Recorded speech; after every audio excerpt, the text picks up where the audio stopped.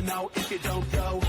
You'll never shine if you don't glow. Hey now, you're an all-star. Get your game on, go play. Hey now, you're a rock star. Get the show on, get paid. Only shooting stars break the mold. Welcome to another episode of the NRL Allstars podcast. Barnesy here, your host of the Allstars podcast, here ahead of TLT round 25 dropping. We've got Mikey back on board. Mikey, back-to-back weeks, mate. It's good to have you back because missed you for about a month before that, and now is the time of head-to-head finals right in the thick of it. So thanks for coming on board, and how was your week?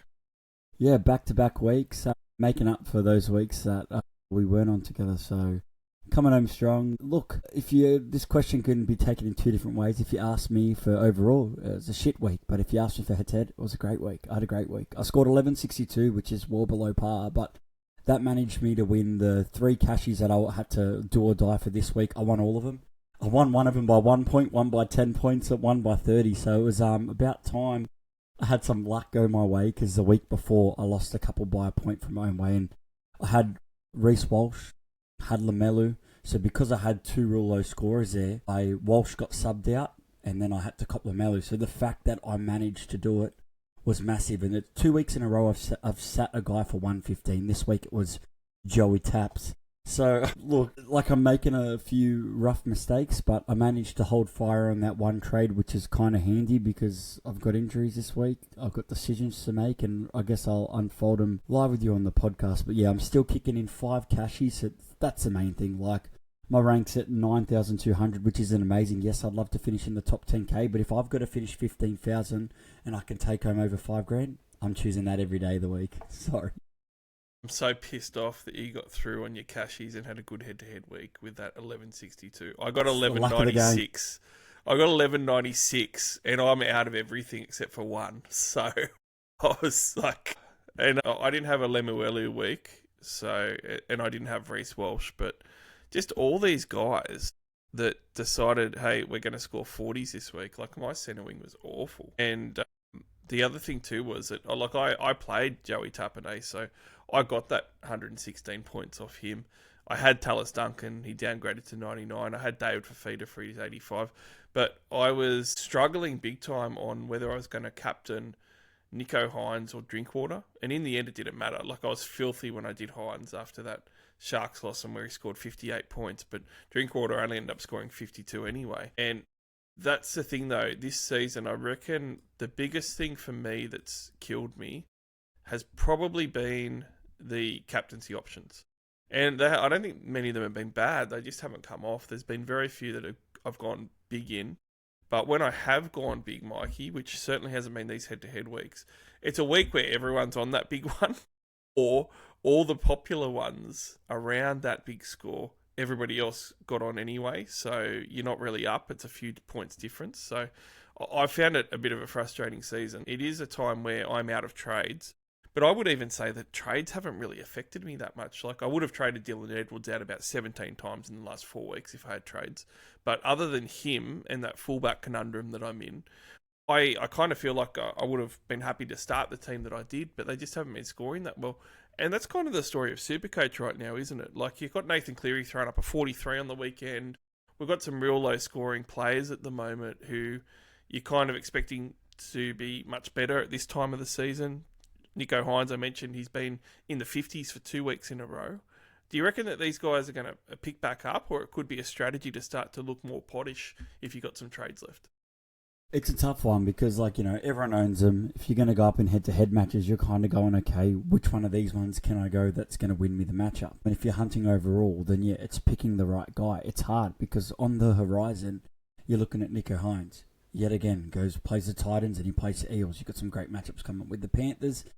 You know, Melbourne might look as an easy matchup, but I deem it a hard matchup because we're out of form. We're going to Melbourne. We struggle in Melbourne, and they'll play up to this.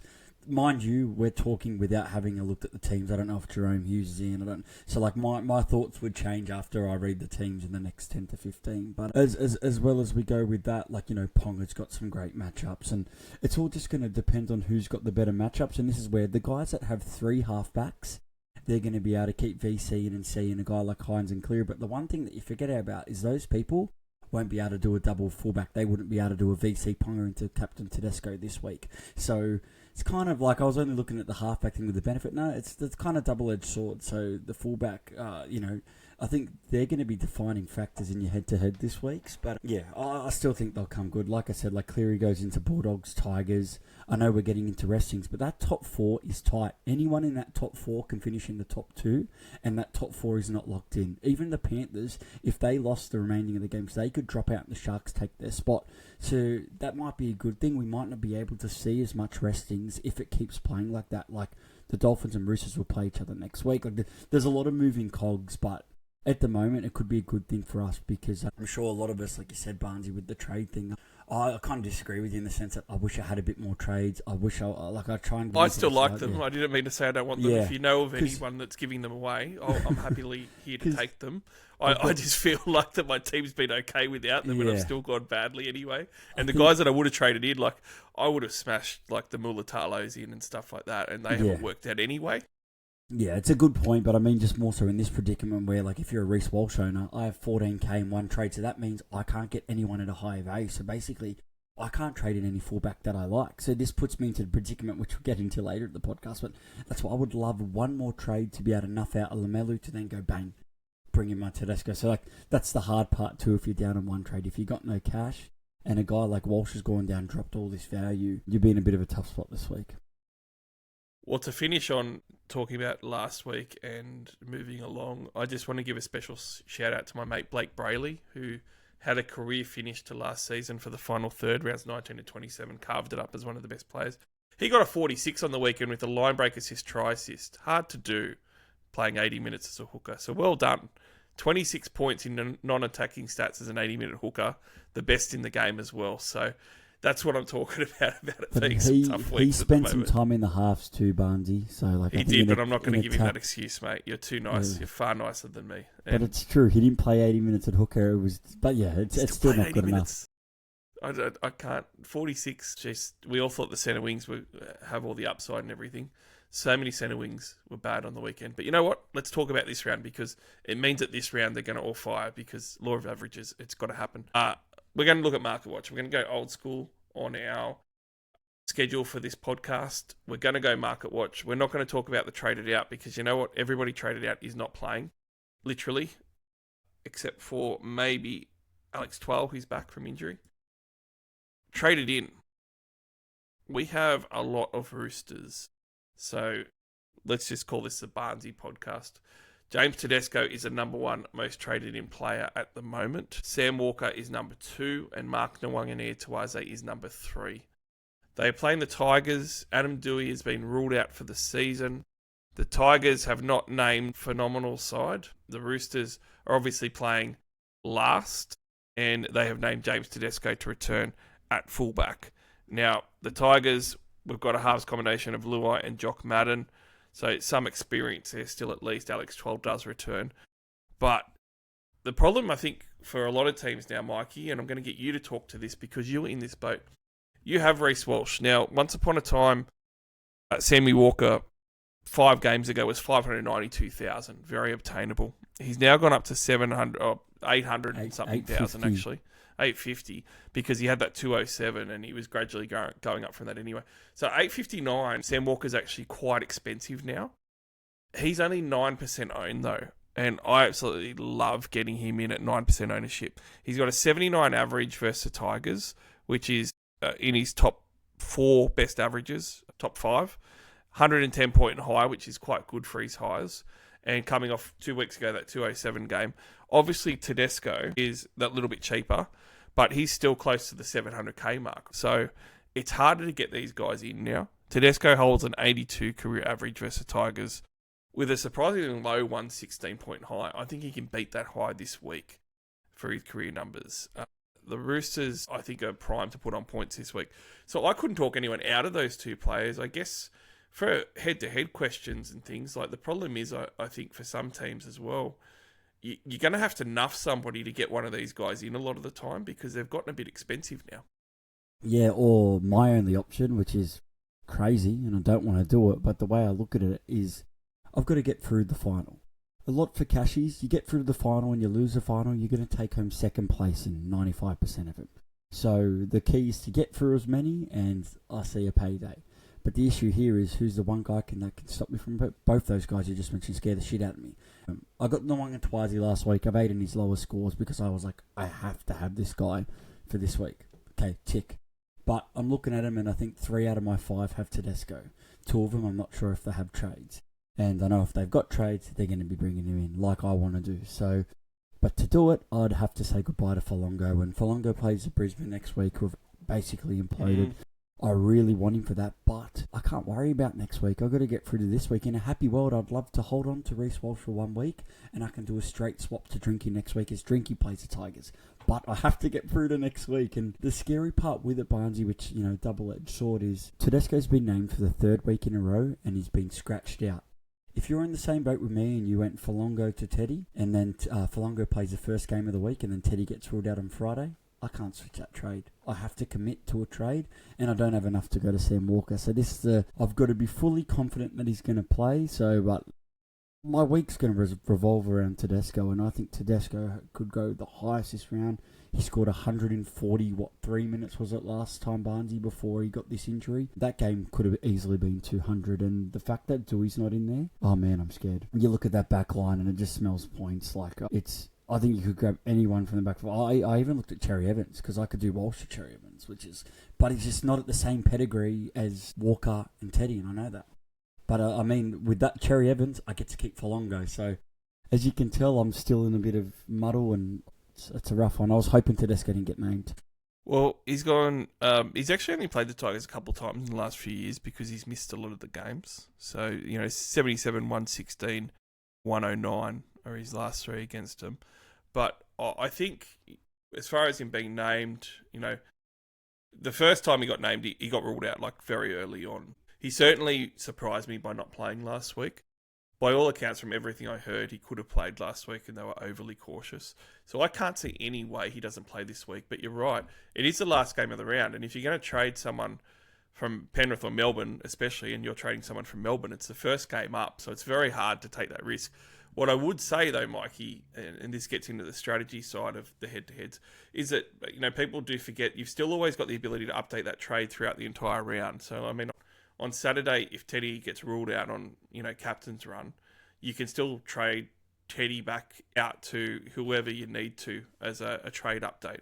You can't get Folongo back or that trade back, but you can update Teddy to somebody else still. So, you do have that up your sleeve. I think Teddy is just about a must for this week, and I think that it's almost a blessing in disguise that he's missed these rounds because people are saying, will the Roosters rest players? The Roosters have got to win every game now to make sure they get the minor premiership, and don't worry, they want the minor premiership.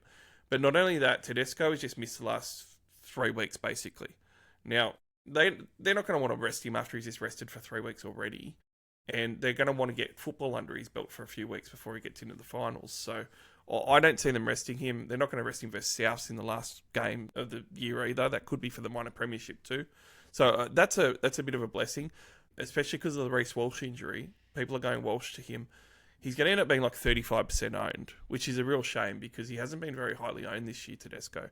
Someone like Sam Walker is only at 9% owned at the moment, and he's still only going to get to maybe 16, 17% ownership potentially. And he's got a big ceiling as well. So can you see a world where you go, you know what, if I've got the money, I'm going to go Sam Walker over Teddy just based on the numbers of ownership?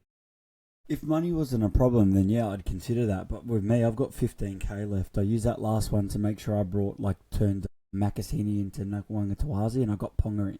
So I got 2 pretty lethal upgrades. So, but because of that, I've got no money. So I actually couldn't. There's no way for me to get Sam Walker in. Now, the Roosters play the Dolphins next week. That's important. If I'm doing a head-to-head trade, I love this week's matchup. Next weekend, the Dolphins are they're playing for it to hold that top 4 spot. The Sharks, because it's an easy draw. Important to note that is at Allianz, which I think really does help it is big, for the Roosters. But if I looked at who do I like better and think will score more of that too, with more consistency with a higher floor, it's Tedesco. Walker's shown what he can do, and he can score really high. and you can score really low. But I guess if the Roosters put on points, do the math of how much points he just, equals in goals. So, yeah, I think there's a world where you can do that. And if you didn't have either of that and you've got a bit of flexibility, maybe wait and see how you're going. See if you're ahead, maybe you just play it safe and nullify Tedesco. If you're behind, maybe you could bring a guy like Sam Walker in. So if you're not in the boat where you've got to trade out of Melbourne, it gives you flexibility to be able to. You've got to play eyes up footy in the sense where you've got to look at how your opponent's scoring. I've got to say, Nwangani Tuaze is my favourite centre wing for this week. Unlike the other two guys we spoke about, he actually presents quite a bit of value because he's dropped down a bit. So he's around the 555k mark, which is cheap for him. And the other thing with Nwangani Tuaze is I've felt that he's been down as well. But in saying that, you've got to look at the numbers and go, geez, he's had some low scores, but he's still got 3 tons out of his last 8 games, which isn't a bad strike rate, mate. It's like 40% of his games are tonning up in his last 2 months that he's been down on form. So I do see a ton on the horizon for him this week. But you mentioned Daly Cherry Evans. He turned back the clock last week immensely, 110 points. Season high, Roosters jersey high for him in SuperCoach. And I hate the trade. I hate it so much. 430,000. He is very cheap. It's attainable. I'm not saying that it definitely will not work. I'm just going to say that he hasn't scored 60 plus points since round 9 until last week where he turned up. And that's a lot of 40s, 30s and 50s in that period of time. I just don't see him dominating the ball enough when Tedesco and Sam Walker are there. He doesn't have that game anymore for this year. Last week was just a blessing if you managed it. But, how many times is he going to score a double? It's just not going to happen. So, yeah, it could work out okay. I think that 99% chance that it does not work out good enough to do that trade, especially when you're low on trades. Yeah, I agree with you. And that's why I can't do it. Look, I was looking at it because I'm like, okay, if I can't get them, not many options to get rid of Reece Walsh. And I was like, if I'm not going to go those guys, you still want to have a piece of the puzzle at the Roosters. But I agree with you. I think Tedesco plays on that right side a lot and takes away from him. But just more so, if you think the Roosters can score 50 plus points this week, maybe you think you can get something out of him. And if you're playing head to head, you might just need a big one out of him this week. But I think you could rope in. I really like Rob Toya as a buy this week, and even Billy Smith. I know he's 700,000, but you know what I mean. These are the weeks where one of these wingers are going to go a double, and Nwangani Tuaze could be. I know we're not up to that part of the show yet, but he could be a very pod captain this week. So I think the Roosters are the ultimate chess piece this week. They're queen, really. They're going to be the key to this week. Yeah, and that's why I also will say I probably like Sam Walker the most, only because if you are in head-to-head, a lot of people will own Tedesco, and if you get to that last day, maybe the only way you can win is by changing a captain from Teddy to a Sam Walker if your opponent's gone the C on Teddy. But you're right, you could chase with a Nwangani Tuaze and actually, win with that move too. I like the Billy Smith call especially. There isn't a lot of other Roosters that I think, normally score big, but he's somebody who can and has scored a lot of tries this year. So that's super pottish at 1% ownership as well. Look, there's a couple of other popular guys being brought in. One of them I don't really get, okay? So people are going Reece Walsh to Tedesco, but they're also going Reece Walsh to Suafar Longo. And I just see that as a bit of a wasted trade for this week that you could just hold. If you really want Longo back, I think you get him next week, don't you? Because he's playing Penrith this week. I know that you said that they're going to step up and whatever. Jerome Hughes has not been named. Harry Grant has been named. I just don't think that Melbourne are playing that good a footy, and Penrith are going to really want to bounce back now. And the Melbourne Storm have got holes in their defensive line out wide to let Penrith do it. I'm excited to have Penrith players this week. I wouldn't be excited to have Melbourne players. Well, I'm really lacking confidence in Penrith. I think they'll kick into gear. They've got Casey McLean back, which is great. He replaces Alamotti, so really it's an even switch. And the fact, Garner's in the reserves too, so I think he's been a player that has really helped give him a bit of versatility when they need it. And look, Panthers are hunting for their mojo, but like I said, they've struggled in Melbourne in recent years. We've struggled there. We've struggled to get wins up there, and I know it's a different Melbourne side. We 50-pointed them this year. They'll be out for some sort of revenge. So don't get me wrong, you still play your Jenkins in that if you need to.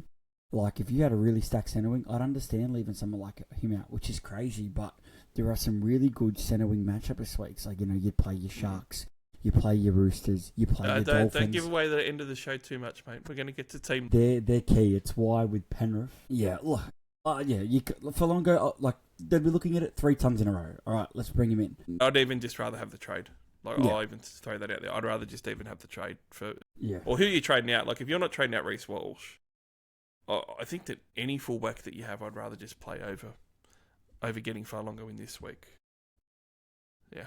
Kalen Pong is the other fullback that's been brought in, and we should talk about him. I actually thought that he was a massive trade-in for last week. If I had a trade, I would have brought him in. Now, look, he's had some somewhat... He updated to 90. That was a good update from his 80. It does seem like that he's struggling without the goal kicking to get those tons on the board, which is a bit of a concern. But in saying that, Manly at home this week, like they could put 40 or 50 on Manly if the bad Manly shows up.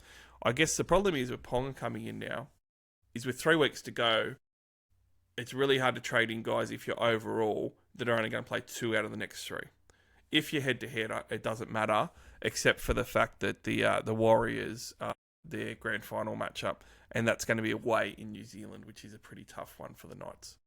Yeah, I agree with you. Like myself, like obviously doing what I'm going to do, I'm shooting myself in the foot because I'll be keeping, like if I got Tedesco, I'd be keeping Reece Walsh, and I've got Ponga. So that means I'm going to be without a fullback. I've got Tamari Martin, probably going to be without a half, but I don't care. I'm playing head-to-head for these last 2 rounds. If you're playing overall, then you can't. But I just think it's a bit crazy. Like, wouldn't you have preferred, I'm assuming obviously a lot of going Walsh to him.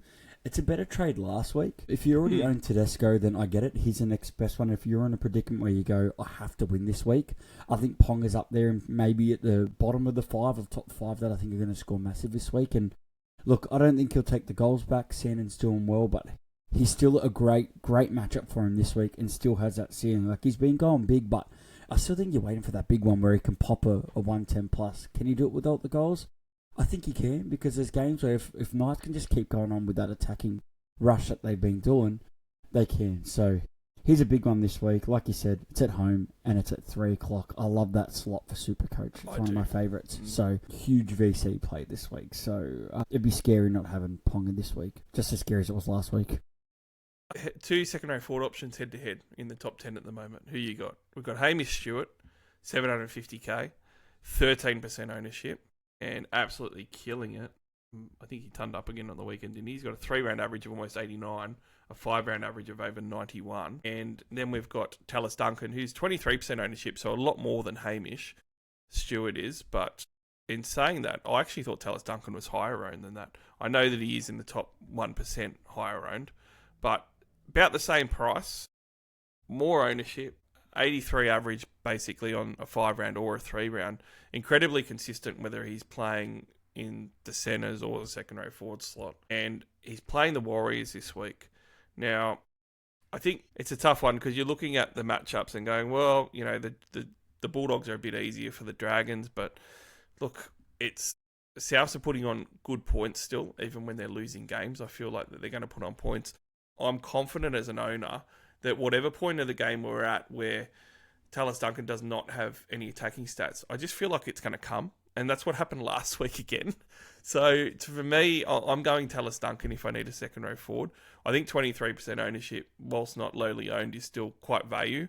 I think that he should be, you know, double that basically. But Hamish Stewart has been absolutely killing it. So I totally get people going for him. And he could, Mikey, end up being the dark horse to be a second row forward, not centre wing, which I don't think that anyone would have picked at the start of the season.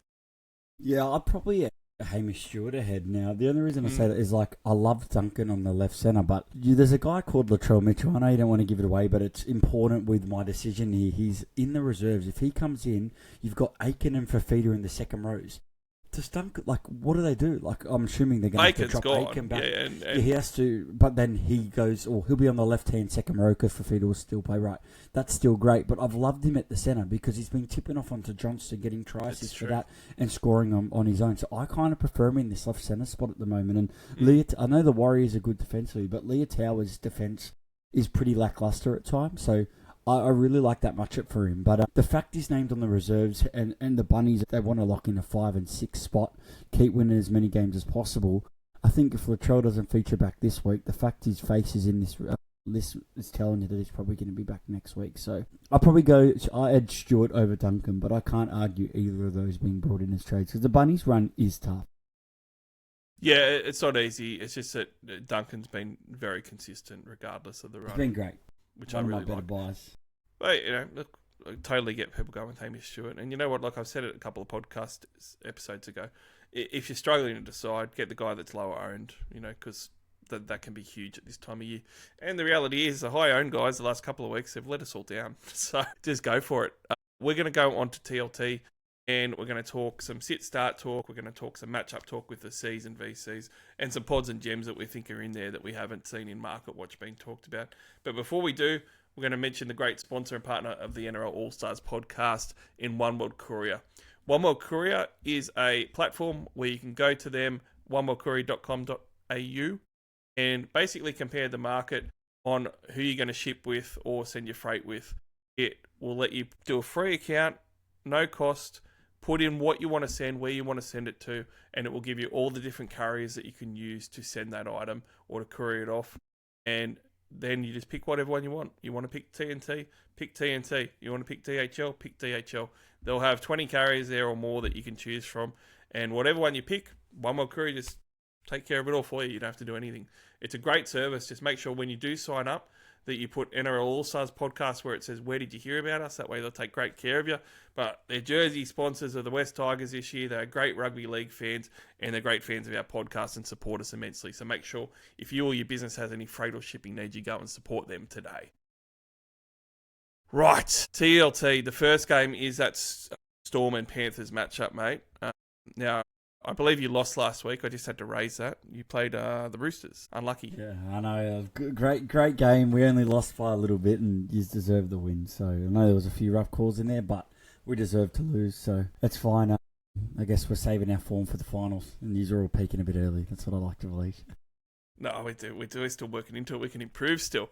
The Panthers, I think that the question for me with the Panthers when I looked at this lineup was, look, do I start my Panthers with confidence? I've got Edwards, I've got Jenkins. I'm going to, and a lot of people have Brian Toto as well, for instance. Isaiah Papali's an easy start. I think you start them all. I actually think that there's points in this one. So on the sit-start side, I'm happy to start all my Panthers. Obviously, you're never going to sit Sua Falongo, but I'm not going to play Harry Grant on his first game back when I've got a hooker one there in Brayley. And I would not want to play Cameron Munster either if I own Munster, who is quite highly owned still. So to me, it's sit the Storm guys aside from Farlongo, and I'm playing all my Panthers. How do you feel on the sit start here? Yeah, agree, except one thing I want to comment is especially Harry Grant loves playing the Panthers. Fucking all, we always lose to him and his magic, but it makes sense. He's coming back from that injury. At the same time, you wouldn't think they'd be playing him if it wasn't right because they're done. So, yeah, same thing is I want to play all of them. Jenkins and Edwards were really good against them last time they played. But like I said, if you've got a super stacked centre wing and you were umming and ahhing between a Jenkins and one of your Dolphins or I get the need to want to sit him. He does have a decent matchup, but, you just obviously, do you think the Panthers are going to get their mojo back? That's the key here. Well, they went pretty well against them in round 5, obviously. The key thing is the Panthers were in form. Now we're out of form. We've lost 3 or 4 of our last 5. It's definitely concerning, and it's concerning to bench someone like Oren Keeley too if you've got him as a super pod because Oren Keeley's been fantastic for Melbourne. It's always easier, I guess, to play the forwards. So if you feel like that you need to play Oren Keeley, it is easy to play some of these forwards. I am an Oren Keeley owner. I've been one of the pod bringers, been great, and for me, he's I don't have a spot for him. I think I'm happy to play him because, mind you, he's going up against that left-hand side. And although Conger's in there instead of Blaze, they still put, Oren Keeley short a bit later over one of the centre wings. It's, McLean hasn't been amazing with defence here and there. So, yeah, I think he's still a good play if you have him. At the moment, I don't think I will, but if I needed to, I would. It's him or Tapane for me. Well, Jenkins went 109 and Cleary went 115 back in round 5 when the Panthers beat the Storm. So I think both of those guys are a good potential to ton up, which is so important for overall and also head to head. And with many options in the round, I think for VC and C, do you blow your load early with a VC on Nathan Cleary? Is it worth it with the Panthers form? I think if you think they're going to come back, then yes, because there's not many weeks we see Cleary pop out crappy scores. But I just don't see this game being a high-scoring game. I see this being more like a 20, 24, 22 or like an 18, 16, which might seem like a bit of points, but I don't think it's going to be like what we saw last time. So, but yeah, I think you could still go VC Cleary into C Hines, or if you didn't have that halfback set up, there's some great fullbacks with matchups this week. So I think it'd be fine to do it. Obviously, Hines plays so late, you're not going to be able to do Hines and Tedesco. So that's going to mean you're going to have to open up and play one of these guys earlier. Raiders and Broncos. Now, this is interesting because both these sides are out of the top 8 and not going to play finals football. The Broncos are almost fighting to not get the wooden spoon because the Dragons are in much better form. They don't have Reece Walsh. They put Perham at fullback for this one. And we actually have Ben Hunt getting a reprieve and being named to start at halfback, which I'm not sure is a good thing for them. Conversely, the Raiders, who I thought were a good matchup target against, like with the Sharks playing them at Shark Park and stuff, have actually kept playing really quite well, even though their season's probably over. This one's at GIO Stadium Friday night at 6 p.m. It's going to be nice and cold for the Broncos to arrive there. And Simi Sasangi has been named, so he's a great starter against that Broncos side. I'm worried that I don't have him. I'd certainly be starting him. But when I'm having a look at this, like watching the Raiders last week and seeing guys like Sasangi come back into the side, I'm quite worried that I don't have some of these backs in the Raiders side because I feel like they could put on some points against the Broncos at GIO. Yeah, I think Sasangi's one of the guys I'm most scared about not having, but the hard thing about bringing a Raiders in, unless you've got a huge bunch of trades as a factor on the bye, I think this is a great target game. This is up there for me, one of the biggest, and why? These guys aren't competing for nothing. Like you said, the Broncos have been the wooden spoon for the Raiders. You've seen all week video footage of how much Papali means to this club. He's officially announced his retirement, and this is his final game at home. This is why someone like Sasangi, who needs surgery, is playing this, and then he's been said the last game of the year he's not going to play. He's going to have his surgery. So the fact you've got guys like that playing, like, that's the main reason I want to play a guy like Tapane this week. Although you might say Papali's actually starting, might take some minutes off him. I think the Raiders are going to treat this like a grand final, or like a finals match. They'll play big and they'll want to go home for him. Like, he's the most capped Raider. I think they'll all get a bit of a buff this week heading into this matchup, and Sasangi scares the living crap out of me, but I still prioritise some of those Roosters guys I have over it. But yeah, like I said, play your Raiders with absolute confidence, and I think if you're a Sasangi owner, he's an absolute great VC option for the week. Well, you're talking about having trades and being able to crack some pods, right? I tell you who could absolutely kill this. Little Owen Paddy at number 9.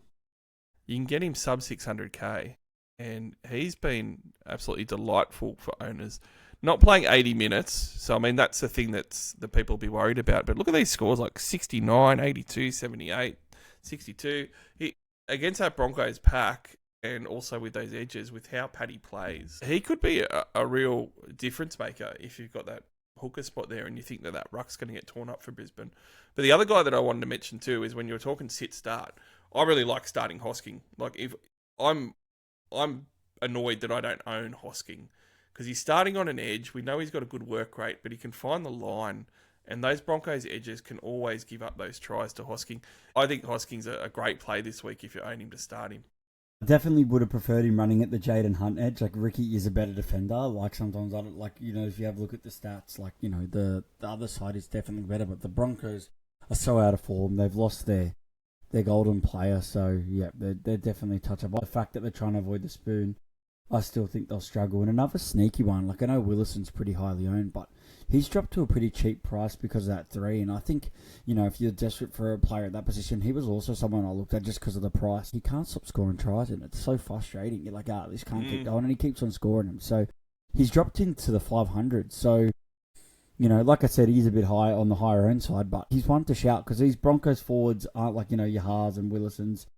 They're not really getting impact as much. They're still safe plays each week, and they're scoring decent scores, no matter how they're performing.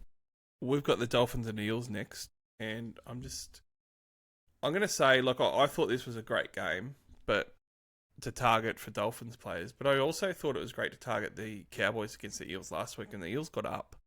And the Eels have been competing lately. They've just kept competing, even though their defence is, I think, the second worst still in the league for points given up.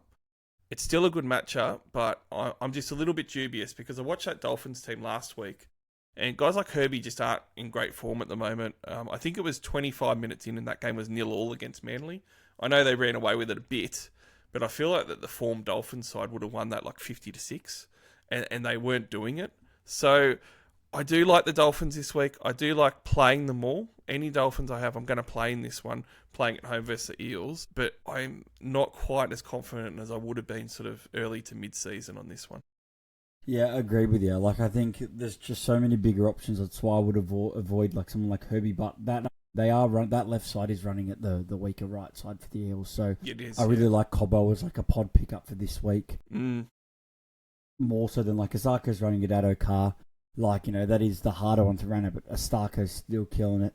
He's another one I've been death riding the whole year like I do. I seem to every season. I've never owned Azarko in my SuperCoach career, which is crazy shit, right? Never ever owned him. So I'll death ride him again. But yeah, these guys are targets. Like I'm 10k short from grabbing the hammer.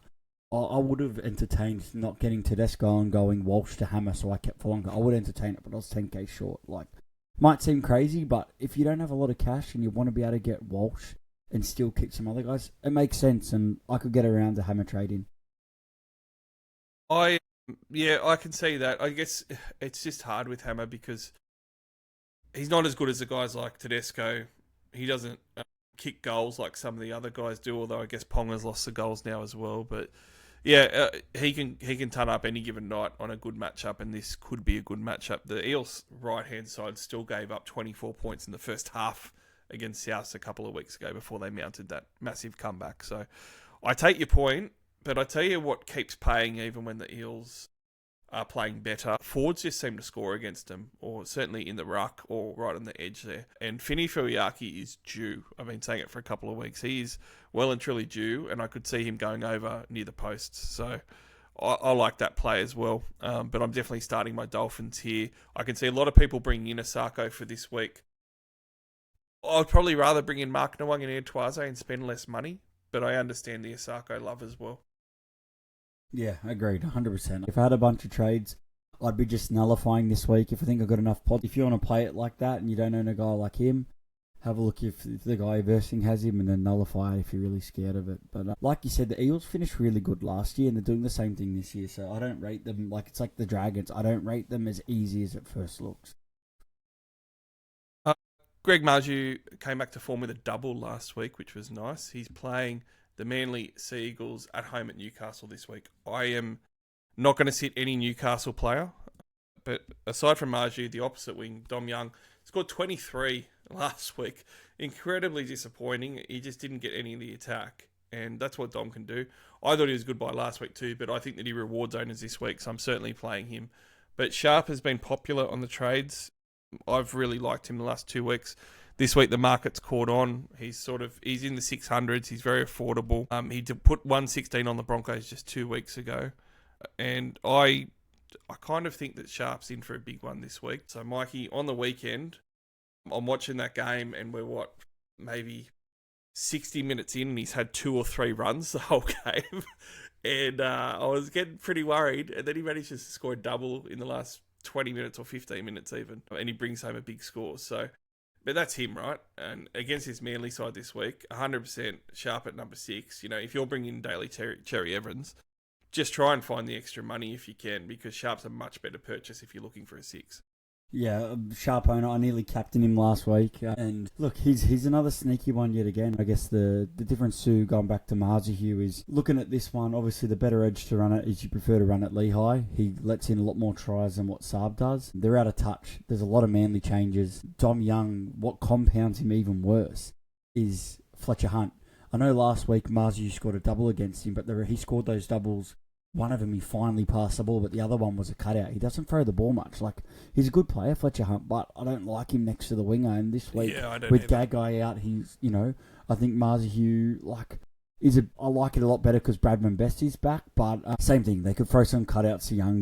Ponga does play that right side a lot. And over the other side of the park, you've got Fualo, who's in the 5'8". Tom, I'm 5k from going Tom. I know this sounds crazy, but I'm also... Boy, I was going to bring up Tom and say, please don't anyone trade him in this week. No, but look, when you're in a tough spot like myself and the others I in understand. it, and you've got Reece Walsh and you don't have the money and you have one trade, I'm not the only one. There'd be others. you've got to entertain and look at all the guys you can bring in for not much. I'm 5k short, and I would entertain on doing it because the Manly have a nice matchup next week. I think it's the Dragons, which might not seem as nice as what it first did, but I guess they're trying to just get their mojo back and finish the season well. And the odd chance, maybe if they win all three, maybe they're a 5% chance of making the finals. But I guess, I'm a Lehigh owner. I'm one of very few. And this kind of makes me want to play him a touch more. I know that seems crazy, but whenever Tom's in the side, he's more likely to score tries on that wing. Now, I probably won't do it, but if I was well behind and needed a Hail Mary, that's why I got players like him. So, wasn't going to play him, but now Tom's back, I'm a little interested. I am all over Newcastle this week. No, I think that there is definitely a C option there for Kalen Ponga again this week. So. Or VC. Or VC, yeah. VC would be a lot safer, but this is one of those games where there could be points in it. So, Warriors Rabbits, I've got no idea what happens here. It's at a core stadium. Rabbits are playing good footy. Warriors are contenders, playing away from New Zealand. What's your take on this one, mate? Yeah, so just quickly on that last one too, Manuel has been ruled out with delayed concussion symptoms, so that's going to be huge because a lot of people brought him in last week because he was absolutely killing it, so he's out for this week, so that is going to hurt.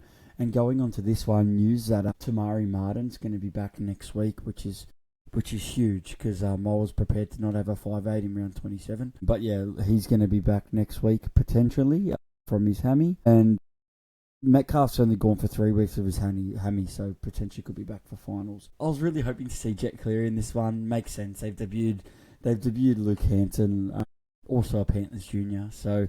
They debuted him early this season, so he'll come back for his second game. Makes sense. This is a tough one to pick. Right now, as it stands head-to-head, I'm leaning for the Bunnies for an upset because it's in New South Wales. The Warriors had a great 2 weeks, a really, really good 2 weeks. But this is one of the harder ones to tip for the round. A lot of the other games look like to be a bit of a blowout, but yeah. I still Colomatungi's a play. Duncan's still a play.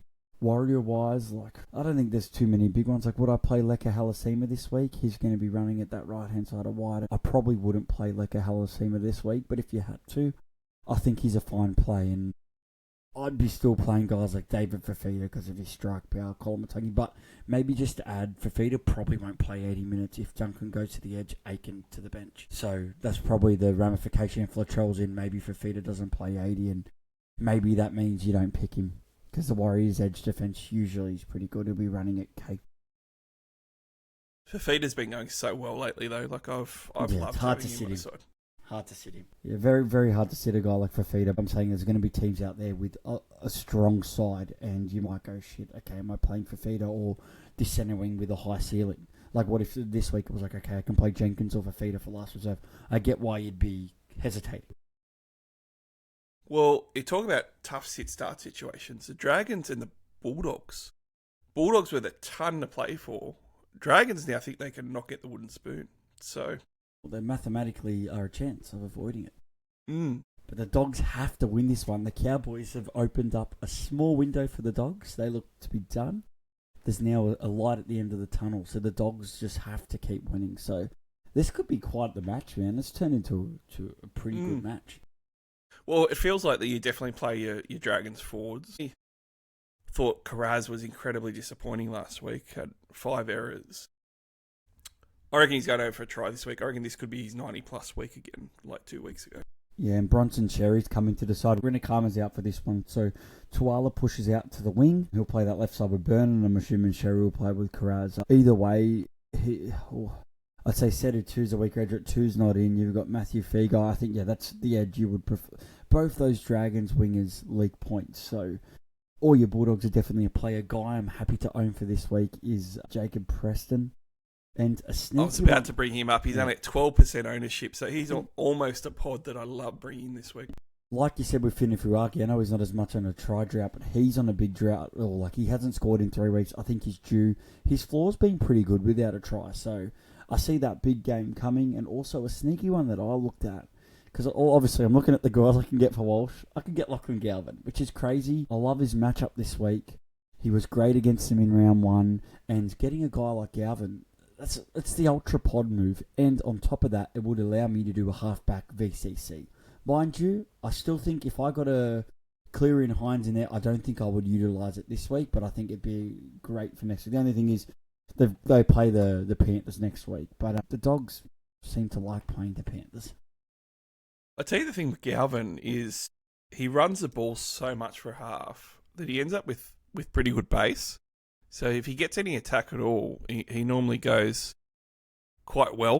If I think Preston's going to score, then they're kind of a duo. So if Preston's going big this week, Galvin will probably be up there with him.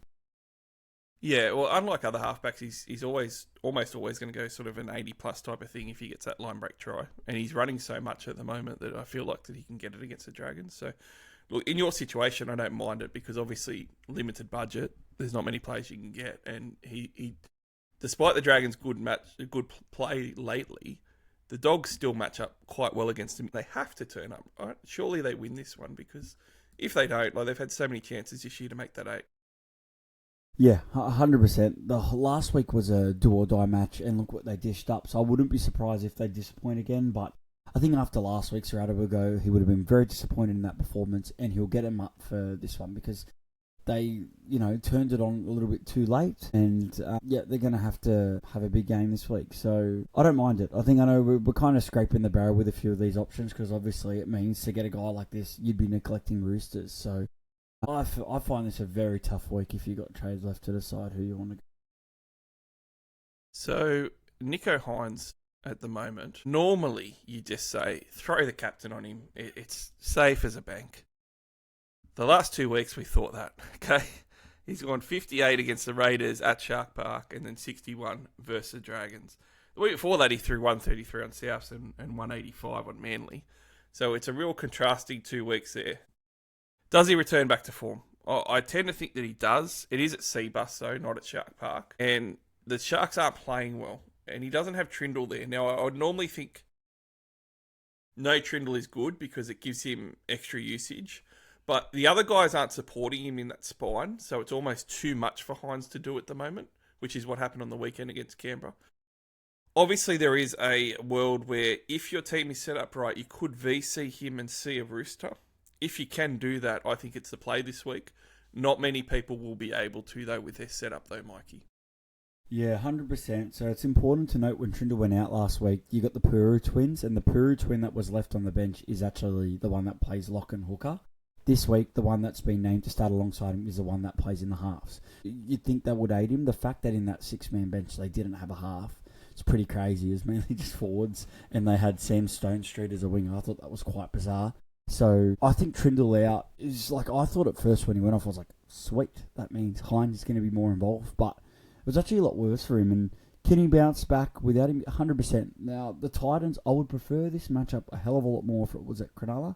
But the fact it's at the Gold Coast, the Titans have been performing well at the Gold Coast. Now, they still performed pretty well against the Knights last week. They fought back in that match, and they are still showing fight. Yeah, he's still a great C play, but this week, I think you'll see a lot of sides maybe leave him out completely because you can't make a VC Hines into Tedesco work. If you can, go for it, and congratulations. But that'd be hard to pull off. If you can't, maybe that means Cleary will probably come into the mix a bit more because you can't go on Hines. It's just big options. You've got Ponga, Hines, Tedesco, all with really good options this week. And then pod guys like Nwang and Tawazi. So there's just a lot of options this week to maybe fade against Hines if you needed to. But I think when it comes to it, that could be a make or break for head-to-heads. You could go, okay, this guy's on Tedesco. Look, I'm going to go Hines, which is absolute suicide looking at it from the outset right now. But, utilising what you do with Hines is going to be crucial this week for head-to-head prelims. It could decide everything, even the overall stuff.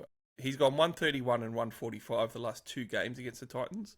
131 in round 1 this year, 145 last year. Both games were at Shark Park. So, there is the caveat, and the Sharks are not looking good. So, how much can they improve this week? I tell you, guys like Blake Brayley really need to step up this week, but also their backs. I know that you are a Mulatalo owner, and owning Mulatalo at the moment has been the roller coaster that we expect, but normally, 8.9% ownership is a good pod to roll out there against poorer opposition that let in tries. But it just hasn't happened for him. I thought against that Dragons matchup he was going to kill it, and he went terrible. Does he bounce back this week and repay owners? KO Iro is another one.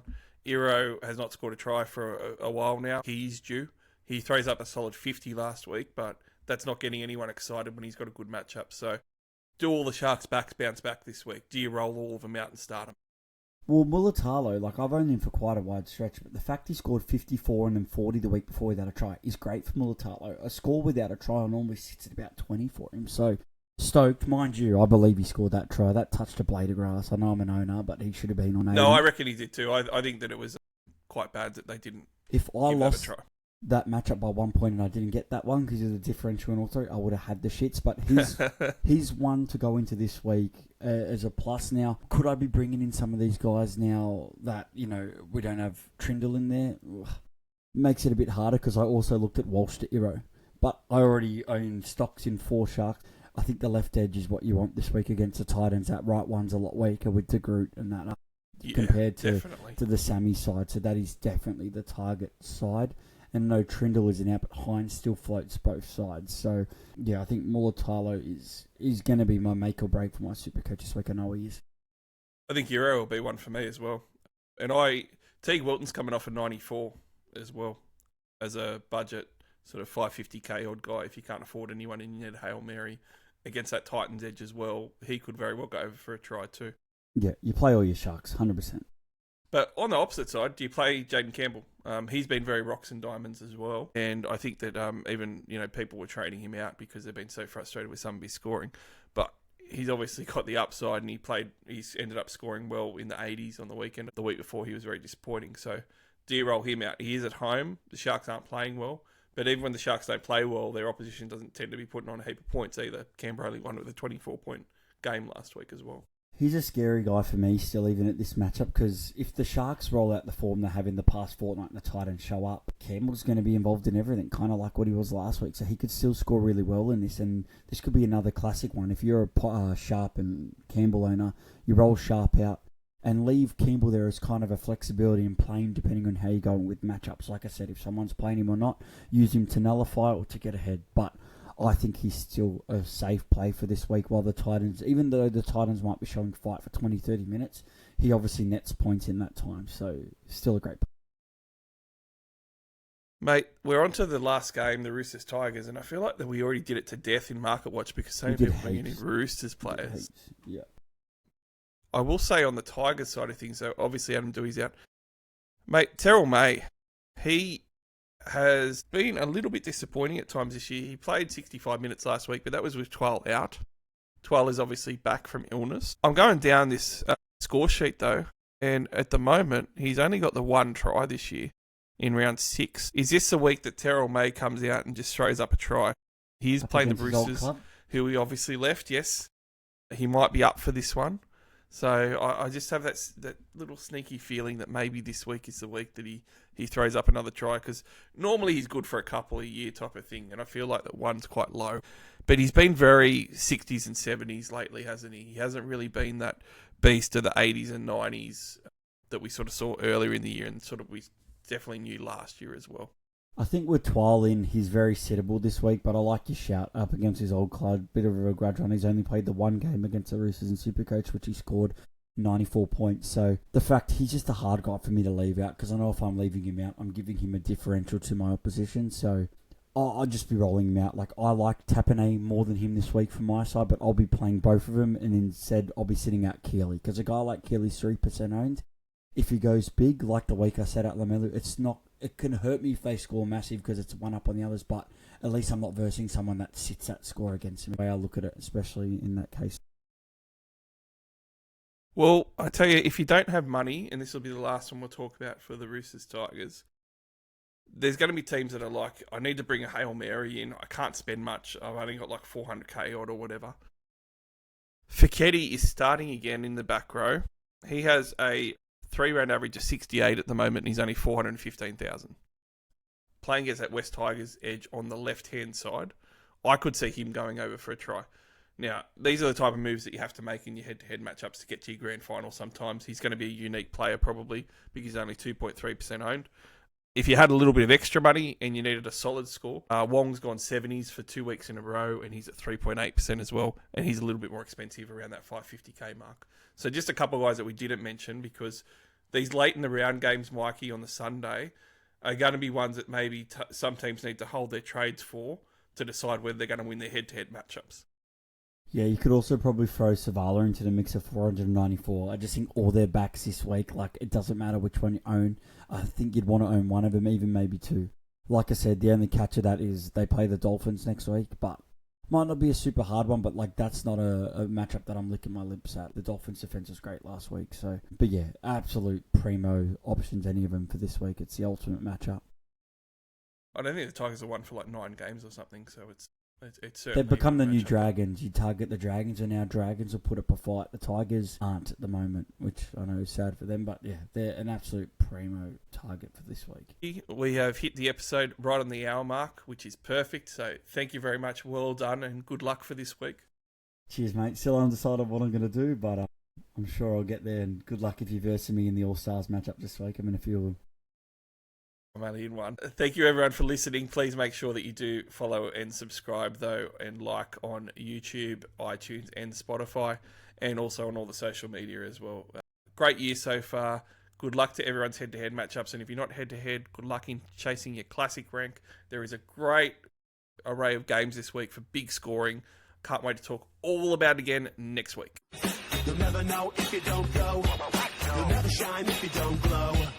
Hey now, you're an all-star. Get your game on, go play. Hey now, you're a rock star. Get the show on, get